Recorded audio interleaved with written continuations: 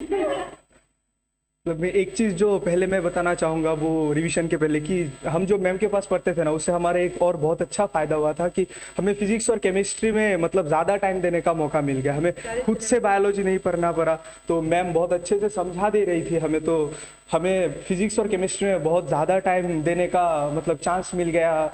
जैसे कि आप सभी लोग जानते हैं कि उस सब्जेक्ट में थोड़ा ज़्यादा फोकस करना चाहिए, तो ये एक चीज़ मतलब हमें बहुत ज़्यादा फायदा हुआ। और जो रिवीजन के बारे में मैं जो बताना चाहूँगा कि आप लोग बहुत अच्छे तरीके से रिवाइज करें, क्योंकि पहले का चीज़ें जो पढ़ा हुआ है वो तो सब कुछ याद नहीं रहता है ना, तो आपको रिवीजन तो बहुत ही ज़रूरी चीज़ है आपको याद करने के लिए। आप दो तरीके से रिवाइज कर सकते हैं। एक मतलब कुछ स्टूडेंट्स ऐसे होते हैं जो लोग एक चैप्टर को बहुत ज़्यादा टाइम देके पढ़ते हैं, एक ही लाइन को 4-5 बार पढ़ के मतलब बहुत ज़्यादा टाइम देके पढ़ते हैं। एक चैप्टर में वो लोग 8 to 9 आवर्स लगा देते हैं, और कुछ लोग होते हैं जो 1 आवर्स पे एक टॉपिक फिनिश कर देते हैं। तो दोनों ही तरीका सही है। आप अगर 8 आवर्स में एक चैप्टर खत्म कर रहे हैं तो वो आपको ज़्यादा दिन तक आप रिटेन कर पाएंगे वो चीज़ें, और आप 1 आवर पे कर रहे हो तो आप थोड़ा कम दिन तक ये चीज़ें रिटेन कर पाओगे। तो आप दोनों ही तरीका सही है, आप किसी एक को चॉइस कीजिए, आप दोनों रोड पर मत जाइए, किसी एक रोड को चॉइस कीजिए। और बायोलॉजी में रिवीजन बहुत ही ज़्यादा इंपॉर्टेंट है। और रिवीजन के टाइम पे जो मैम क्लास करवाती है रिवीजन क्लासेस, वो और मैम एमसीक्यू से भी हमें रिवीजन क्लास करवाई थी, जहाँ पे वो आप एमसीक्यू का, हाँ एमसीक्यू प्रैक्टिस सेशन में आप तो पूरा एक हर एक टॉपिक को ही एक्सप्लेन कर देती थी हमें, तो वो चीज़ें आप ज्वाइन करें, वो बहुत अच्छा होता है। और जो टेस्ट होता है, आप रिवीजन कर रहे हो तो आपको मतलब आप हर एक चीज़ों को कनेक्ट कर पा रहे हो कि नहीं, जैसे कि मैम बता रही थी पहले, तो वो चीज़ देखने के लिए आपको टेस्ट देना पड़ेगा, फुल सिलेबस और फिर कुछ ज़्यादा चैप्टर्स मिक्स करके बायो का टेस्ट देना पड़ेगा।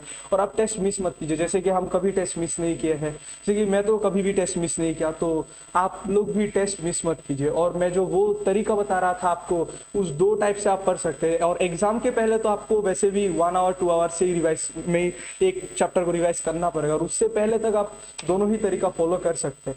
लेकिन जब आप स्टार्ट करेंगे तो तब मैं आपको बोलूंगा कि आप धीरे से पढ़ें, क्योंकि ज़्यादा दिन रिटेन कर पाएंगे, क्योंकि तब तो इनिशियल तो हम रिवाइज करना स्टार्ट नहीं कर देते ना, तो तब थोड़ा धीरे से पढ़े, एक चैप्टर को 8-10 घंटा लेके पढ़े, तो वही चीज़ बहुत ज़्यादा अच्छा है, क्योंकि आप उस चीज़ को ज़्यादा देर तक रिटेन कर पाओगे। और आप तो तभी भी इमीडिएट रिवीजन नहीं करोगे, और आप जब लास्ट में रिवीजन करोगे तब तो आप एक चैप्टर को 2 दिन में ही एक और बार लाओगे, तो आप उस टाइम पे 1-2 घंटे पे रिवाइज कर लीजिए, और पहले पे स्लो पे जाइए, तो ताकि आपको मतलब ज़्यादा दिन तक वो चीज़ें याद रहे।